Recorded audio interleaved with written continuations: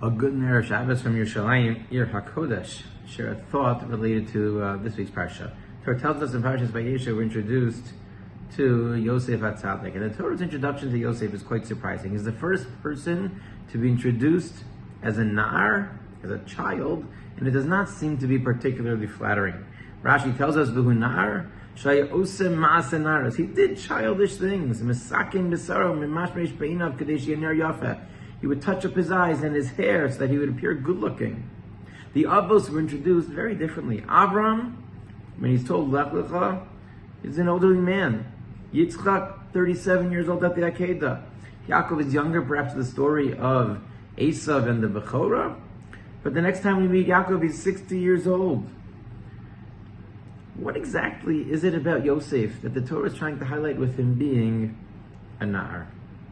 See, because of Zikna, and being elderly and mature is reflecting wisdom and understanding, Yosef seems to epitomize the opposite. What is it about this character, and is this perhaps somehow teach us something about what is unique and what is special about Yosef HaTzadik? There's a very interesting medrash. Medrash in Tanchuma says that Shalosh Midos Hayubo. There were 3 character traits that Yosef possessed. Ben Torah, V'Navi, Ves Echav Mechalkel. He was a Ben Torah, he was a prophet, and he was a provider for his brothers. What's the proof? Uminayin Shu Navi. How do we know that he was a Navi? Listen to the proof that the Medrash gives.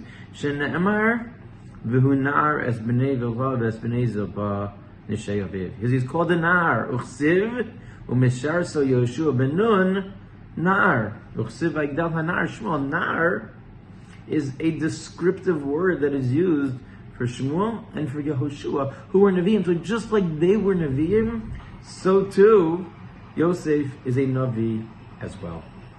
What's the Medrash telling us? So now the Medrash is trying to highlight that within his childness is his capacity for prophecy. How so? How is that? So Gedaliah Shur in his Or Gedaliahu explains that Na'ar is a very complex word, because on the one hand, it most certainly connotes immaturity. But on the other hand, it's also used in the context of hisna'ari, me'afar kumi, to wake up from the ashes, hisna'ari. To be a child is to constantly be able to balance the na'avitei of a childless with the excitement of possibility, the capacity to build and to grow and to dream and to achieve. And that's why Yosef is also the dreamer. Yaakov also had dreams, but he wasn't part of the dreams. It didn't define him the way it did with Yosef.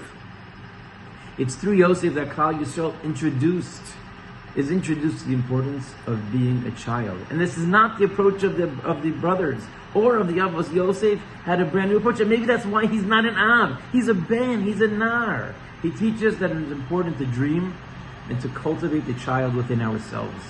He teaches us that growing up should not mean to give up. But the Maggid of Mezrich would explain that there are 3 things that he learned from watching children. They're always happy. When they need something, they cry out. They're not ashamed to ask for help. And they're always going somewhere. Children don't walk, they run. But how do you successfully harness that passion, that excitement, that opportunity? How do we channel it?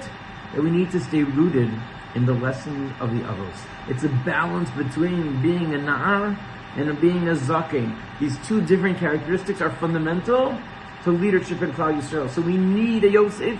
We can't only have a Yosef, we need the Avraham, Yitzchak, and Yaakov, but we need it to come with the excitement of the Hu Na'ar.